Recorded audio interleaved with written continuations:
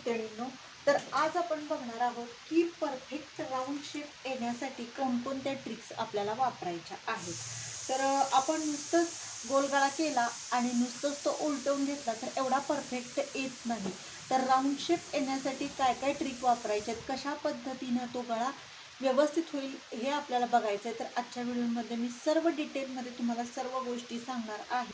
तर बघू शकता, ही गळ्याची उंची घेतलेली आहे 8 इंच आणि तुम्ही रुंदी बघू शकता 2.5 इंच घेतलेली आहे. तर अशा पद्धतीनं आपल्याला तुम्हाला जेवढी रुंदी हवी तेवढी घेऊ शकता, 2.5 पावणे 3 तुमच्या आवडीनुसार, आणि उंचीही तुमच्या आवडीनुसार तुम्ही घेऊ शकता. तर इथं तुम्हाला दाखवलेलं आहे, तर अस्तरचा हा ब्लाऊज आहे. तर आपल्याला उलटवून घ्यायचं आहे. तर राऊंड शेप येण्यासाठी काय करायचं आहे आपल्याला, तर गळा जसा आहे ना तसा आपल्याला व्यवस्थित कटिंग करून घ्यायचं आहे. आणि त्याच्यानंतर आपल्याला काय करायचं आहे, तर ह्याच्यावरती आपल्याला ह्याच्यावर ठेवून आता आपल्याला उलटवून घ्यायचं आहे. तर त्यासाठी आपल्याला इथे 2.5 इंच मार्किंग करून घ्यायचं आहे आणि व्यवस्थित बघू शकता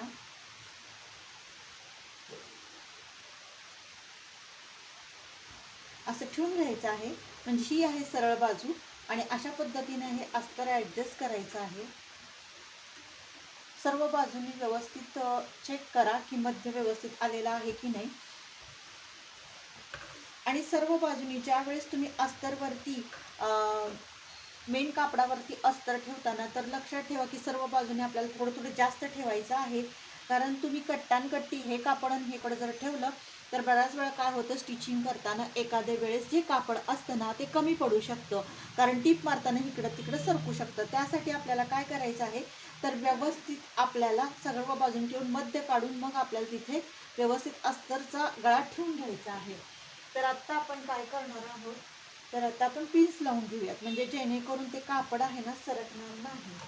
तर आत्ता आपल्याला टीप मारायला सुरुवात करायची आहे.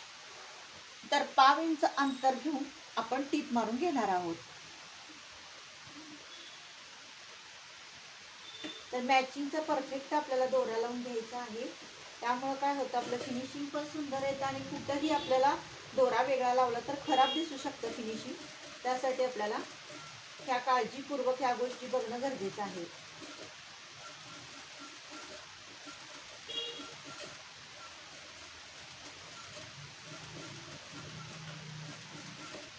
व्यवस्थित आकार द्या, कुठंही असं ओढाताण करू नका. गळा तयार करताना काय होतं, बऱ्याच वेळा नवीन शिकणारे असतात ना ते असं ओढतात, म्हणजे टीप मारताना, त्यामुळं काय होतं आपल्या गळ्याचा आकार बदलू शकतो. त्यामुळं आपल्याला शिस्तीतच अशी टीप मारून घ्यायची. तर बघू शकता कशी व्यवस्थित मी टीप मारलेली आहे. तर आता आपल्याला असं व्यवस्थित कटिंग करून घ्यायचं आहे.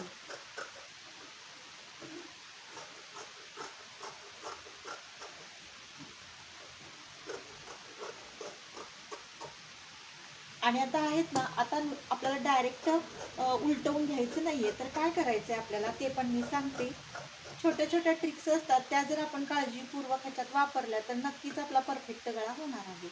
तर आता आपण इथं कट मारून घ्यायचे आहेत असे एक एक अर्धा इंचावरती किंवा एक एक इंचावरती व्यवस्थित टिपेच्या अलीकडं, म्हणजे टीप जिथं आहे ना त्याच्या अलीकडं मारून घ्या, म्हणजे कट मारून घ्या. कारण आपला गळा ना परफेक्ट होण्यासाठी ह्या गोष्टी फार गरजेच्या आहेत. तर आपला गळा खूप परफेक्ट आणि गोल येणार आहे.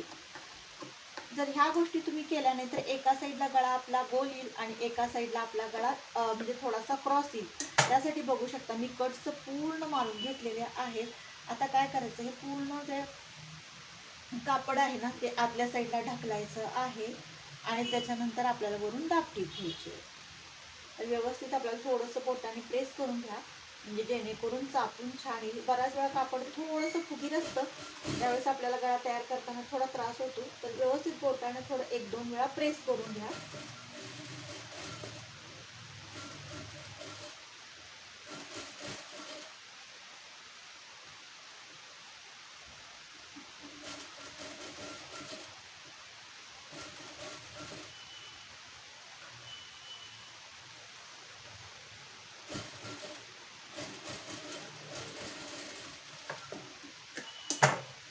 तर हे बघू शकता आपला किती छान असा गळा तयार झालेला आहे. प्रॉपर असा परफेक्ट आपला गळा तयार झालेला आहे. कुठंही तुम्हाला क्रॉस वगैरे दिसतो का बघा. अगदी व्यवस्थित, म्हणजे इथं जसा आकार यायला हवा तसा छान आकार गोल आलेला आहे. इकडून पण व्यवस्थित आलेला आहे, कुठंही तिरका वगैरे झालेला नाहीये. तर अशा पद्धतीनं आपण गळा तयार केला तर खूप सुंदर, खूप छान होतो. तर आता आपण लेस पण त्याच्यावरती लावून घेणार आहोत, म्हणजे आपला गळा खूप आणि जरा सुंदर दिसणार आहे. तर त्यासाठी बघू शकता ही लेस मी घेतलेली आहे.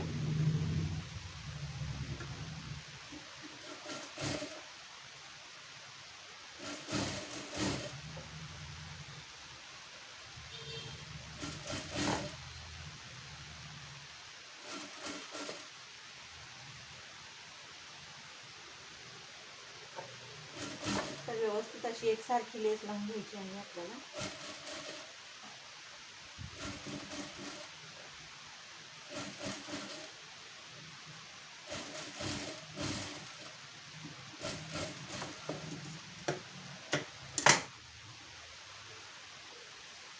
तुम्ही बघू शकता.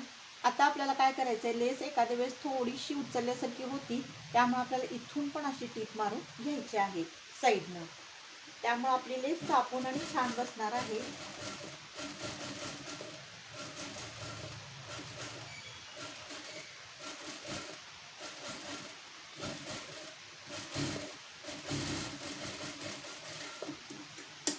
तर आता आपण अस्तर जोडून टक्स घेऊयात आणि नंतर तुम्हाला फायनल लुक गळ्याचा दाखवते कसा झालेला आहे. तर आता इथून आपण अस्तर जोडायला सुरुवात करूयात.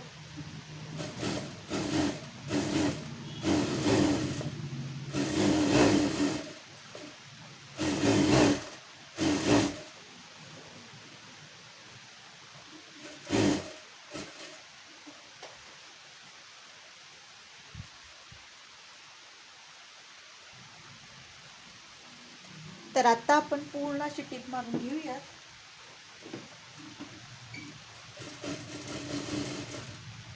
व्यवस्थित अशी प्लेन अस्तर करून घ्या, म्हणजे झोळ येणार नाही कुठं, आणि व्यवस्थित आपला अस्तर प्लेन बसेल.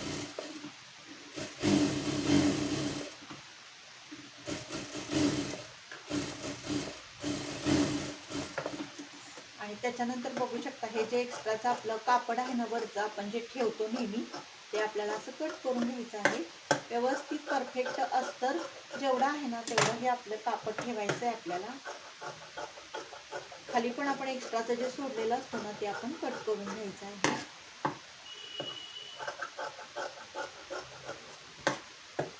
नवीन शिकणाऱ्यांनी नेहमी लक्षात ठेवा की नवीन शिकणारे असू दे किंवा तुम्ही कायम जरी शिवत असाल ना तरी कापड थोडंसं सर्व साईडनं एक्स्ट्रा ठेवतच जावा.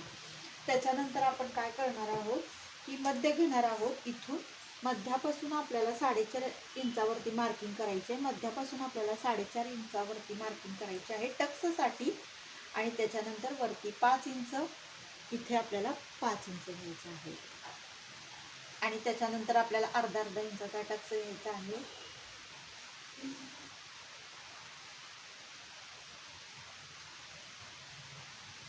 तर व्यवस्थित असं धरायचं आहे आपल्याला, टक्स मारून घ्यायचा आहे.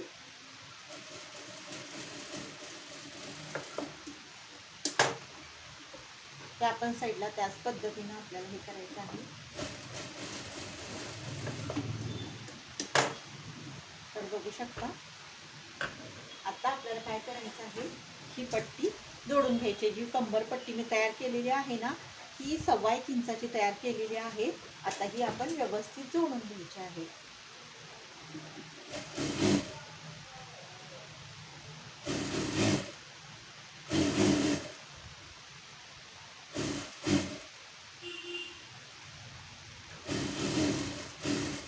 त्याच्यानंतर आपल्याला दाब टीप देऊन घ्यायची आहे.